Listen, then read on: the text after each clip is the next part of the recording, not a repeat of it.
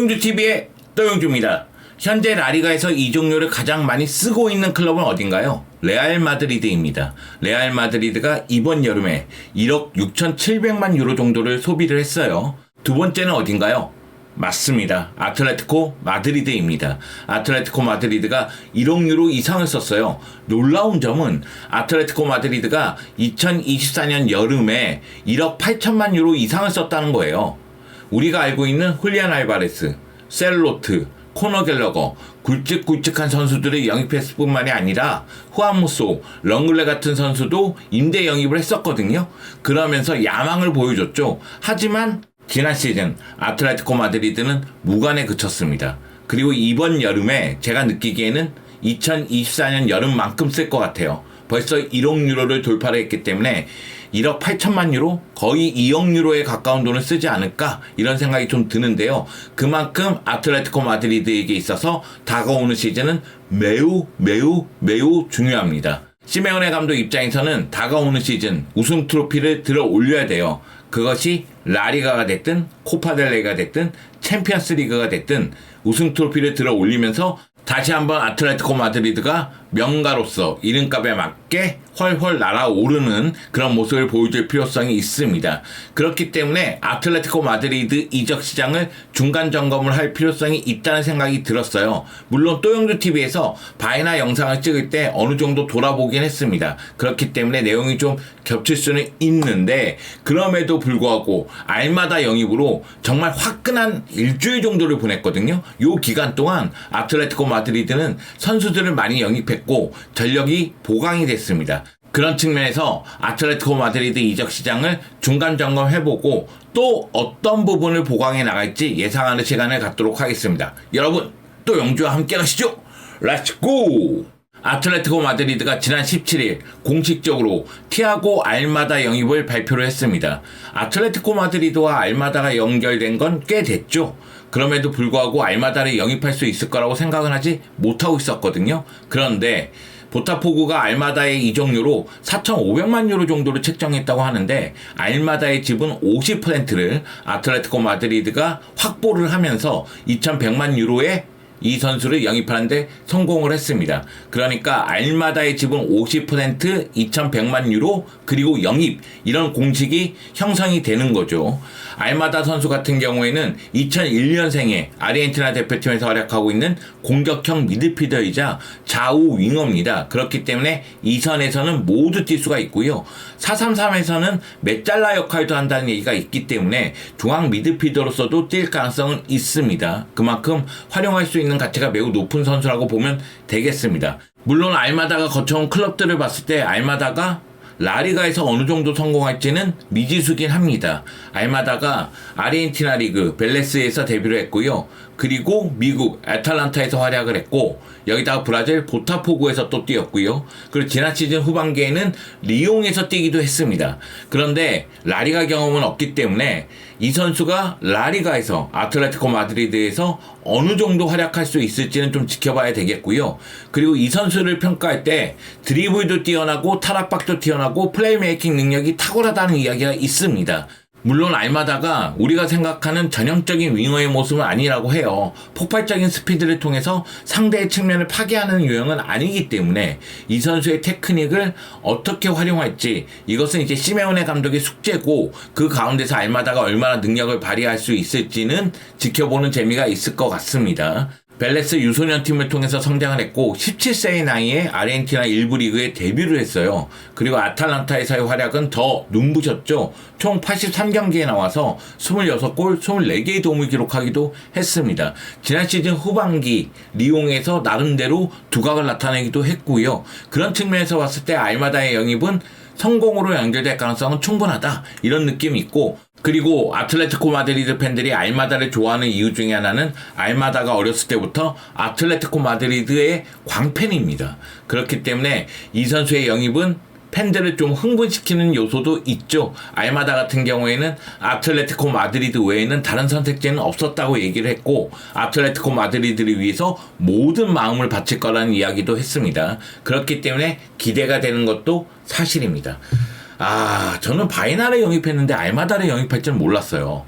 사실 제가 바이나에 대해서 얘기할 때 아틀레티코 마드리드는 조금 더 플레이메이커 같은 스타일이 필요하다. 그리즈만에게 의존하는 부분이 상당히 많은데 지금 이 순간 훌리안 알바레스, 셀로트, 골 넣어줄 선수는 있다. 그러면은 득점 기회를 더 많이 만들어줄 선수가 필요하다. 그렇기 때문에 도움 능력이 타고난 바이나의 영입은 도움이 될 것이다. 이런 이야기를 했는데 알마다도 마찬가지입니다. 플레이메이커 같은 모습이 많기 때문에 알마다가 오른쪽 측면이라든가 중앙이라든가 좌측 측면에서 득점 기회를 많이 만들어준다면 이거는 득점 기회를 만들 수 있는 루트를 다양하게 갖는다는 얘기니까요. 아틀레티코 마드리드 팬들이 좀 흥분할 수 있는 요소가 아닌가 싶습니다. 솔직히 알마다뿐만이 아니라 그 전에 영입한 선수들도 좋아요. 좋습니다. 아틀레티코 마드리드는 지금까지 총 6명을 영입했거든요. 그러면서 1억 700만 유로 정도를 소비를 했습니다. 이적료만 1억 700만 유로예요. 각 선수의 옵션을 생각한다면 2천만 유로, 2,500만 유로 정도가 좀 증가를 합니다. 그런 측면에서 봤을 때는 돈을 좀 많이 썼다고 볼 수가 있겠죠. 제가 극찬했던 알렉스 바이나 선수를 비아레알에서 4,200만 유로에 영입을 했고요. 알렉스 바이나는 왼쪽 중앙에서 모두 뛸 수 있기 때문에 이 선수는 다양하게 활용할 것으로 보이고 플레이메이커 기질이 다분하기 때문에 득점 기회를 많이 만들어줄 것이라고 생각을 합니다. 그리고 베티스에서 2,400만 유로를 지불하고 중앙 미드필더, 수비형 미드필더 조니 카르도소를 영입했습니다. 아마도 중앙 쪽에 카르도소를 많이 이용할 것 같아요. 시메오네 감독이 딱 좋아하는 스타일이에요. 많이 뛰고 부딪히고 볼 잘 빼앗고 그 가운데 직선적으로 움직이면서 득점 지원도 해줄 줄 아는 자원이기 때문에 이 선수는 베티스에서 보여준 게 많기 때문에 저는 아틀레티코 마드리드에서도 성공할 거라고 봅니다. 그리고 티아고 알마다 선수를 2,100만 유로에 보타포구에서 영입했으니까 만약의 경우 바이나를 왼쪽에 기용한다면 티아고 알마다 선수를 오른쪽에 기용할 가능성이 있죠. 4-4-2를 유지한다면. 아니면은 아들 시메오네를 이용하고자 한다면은 티아고 알마다를 중앙 쪽에 또 기용할 수도 있으니까요. 어떻게 기용할지는 좀 봐야 되겠고, 마테오 루제리 선수를 영입했어요. 사실 지난 시즌 돌아봤을 때 아틀레티코 마드리드는 왼쪽 라인에 대한 아쉬움이 있었죠. 풀백으로서 하비 갈란도, 헤이니드도 좀 아쉬움이 있었고, 그리고 사웰 리누는 부진했잖아요.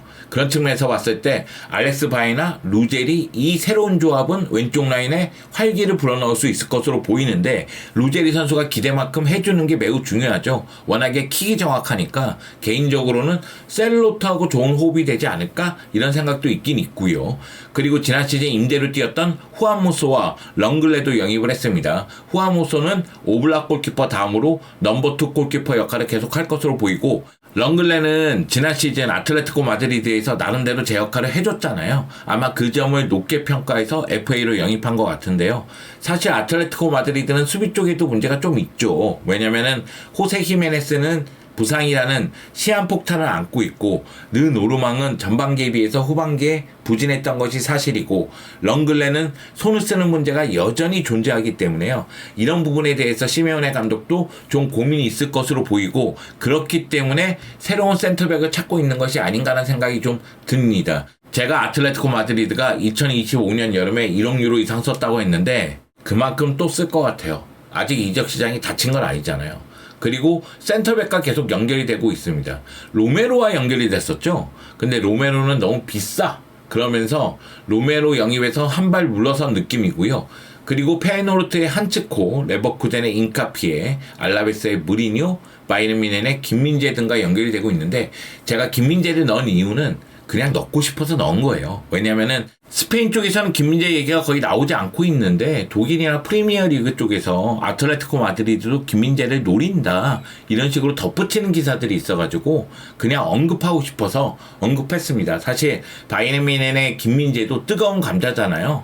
토트넘이라든가 첼시하고 연결이 되고 있는데 과연 어디로 갈지 궁금하기도 해서 살짝 넣어봤습니다. 큰 의미는 없으니까요. 너무 신경 쓰지 마세요. 네, 그리고 이제 라이트백 헤수스 아레소 선수가 아틀레틱 클로브하고 연결이 되고 있었어요. 그래서 1,000만 유로에 아틀레틱 클로브로 이적할 줄 알았는데 이것이 빠그러지면서 아틀레티코 마드리드하고 연결이 되고 있습니다.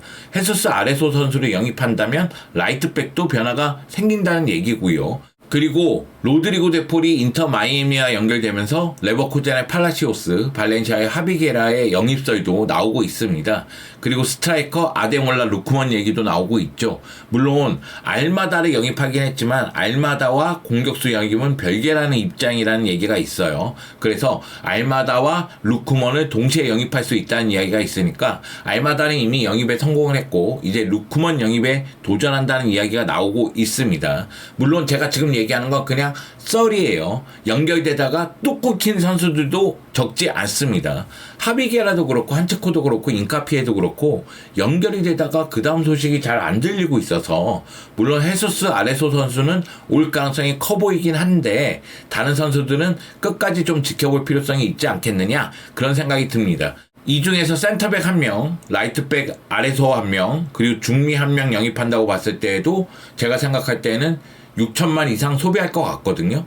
그러면 2024년 소비한 1억 8천만 유로 정도를 소비하게 되는 거예요. 그런 측면에서 봤을 때는 앞으로도 1억 유로 정도 쓸 수 있다. 그러니까 아틀레티코 마드리드 입장에서는 이 정도 돈을 쓴다는 건 그만큼 선수를 내보낸다는 얘기가 됩니다. 지금 6명을 영입했는데 지금 이 순간 6명을 내보내기도 했어요. 6명을 내보내면서 얻은 소득은 3,600만 유로 정도 됩니다. 베르미넨, 로드리고 리켈메, 앙헬 코레아, 헤이니두, 비체, 아스필리쿠에타가 떠나갔죠.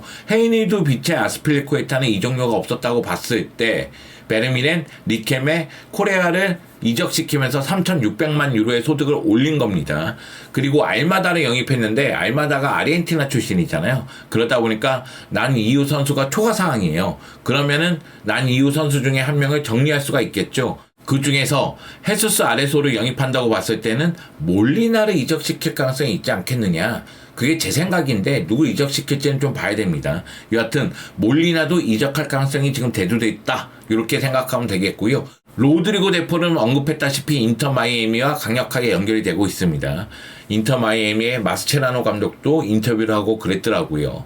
그리고 사멜 리누는 프리미어리그 클럽과 연결이 되고 있고 토마르마는 프랑스 클럽과 연결이 되고 있습니다. 그 외에도 적지 않은 선수들이 나갈 것으로 보이는데 아틀레티코 마드리드는 전력을 계속 보완한다고 봤을 때는 역시 총알이 필요해요. 이적료가 필요하고 또 라리가 셀러리캡 문제, 공간이 필요하거든요. 그런 측면을 고렸을 때 기존 선수들을 이적시킬 필요성이 있고요. 그것도 현명하게 이적시킬 필요성이 있습니다. 누가 나갈지는 봐야 되겠죠. 개인적으로 생각했을 때 아틀레티코 마드리드는 새로운 선수들이 영입이 된다면 그러면은 포지션이 선발 라인업에서 4개에서 5개 정도는 변화가 있을 것 같아요. 네, 그 정도로 변화가 커질 것으로 보입니다. 일단 우리가 생각하기에는 왼쪽 라인은 다 변할 거 아니겠어요?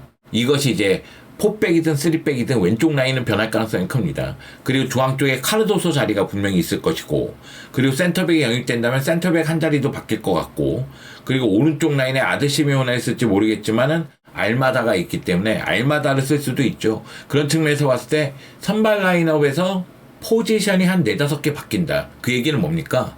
시즌 초반에 조직력을 빨리 끌어올려야 된다는 얘기가 됩니다. 저는 이적 시장을 아틀레티코 마드리드가 너무 잘 보내고 있다고 생각해요. 그리고 지금 영입한 선수들 다 괜찮다고 생각합니다. 그런데 다시 한번 말씀드리지만 2024년 여름에 1억 8천만 유로, 거의 1억 9천만 유로죠. 이번 여름에도 그 정도다. 그러면 그냥 아주 간단하게 얘기해서 2시즌 연속으로 여름에 2억 유로 정도를 썼다고 생각해봐요. 이거 우승해야 됩니다. 이거 우승하지 못하면 후폭풍이 있을 거예요. 지난 시즌 같은 경우에는 그럴 수 있어. 문제가 발생했어. 그리고 운도 안 따랐어. 이렇게 얘기할 수 있습니다. 중요한 순간에 그리즈만이 침묵을 했고 그리고 그 시기가 고비라고 생각했는데 그걸 넘지를 못했어요. 챔피언스리그, 코파델레이, 라리가에서 연달아 경쟁에서 물러나는 모습이 있었거든요. 거기다가 최근 펼쳐진 피파 클럽 월드컵에서도 2승이나 챙겼지만은 16강 진출에 실패를 했습니다. 아쉬움이 있었다는 이야기예요. 여하튼 지난 시즌은 성공과 실패 이렇게 흑백 논리로 보면은 실패죠. 우승을 못했으니까. 근데 이번 시즌도 우승 트로피를 못 들면 이거는 엄청난 실패가 되기 때문에 후폭풍이 클 수 있거든요. 그래서 시메오네 감독이 시즌 초반부터 전력 질주를 해야 됩니다. 사실 레알 마드리드, 바르셀로나 상대로 전력질 줄 안 할 수 없잖아요. 미친 듯이 달려나가야지만 라리가든 코파델레이든 챔피언스 리그든 네, 우승을 논할 수 있는 위치에서 마지막 순간에 웃을 수 있을 것으로 보입니다. 개인적으로는 아틀레티코 마드리드 기대합니다. 기대되고 있어요. 그리고 전력 보강 끝나지 않았다. I'm still hungry 계속해서 보강해 나갈 것이니까 올 시즌 시작할 때 아틀레티코 마드리드의 모습이 궁금하다. 이렇게 마무리 짓도록 하겠습니다.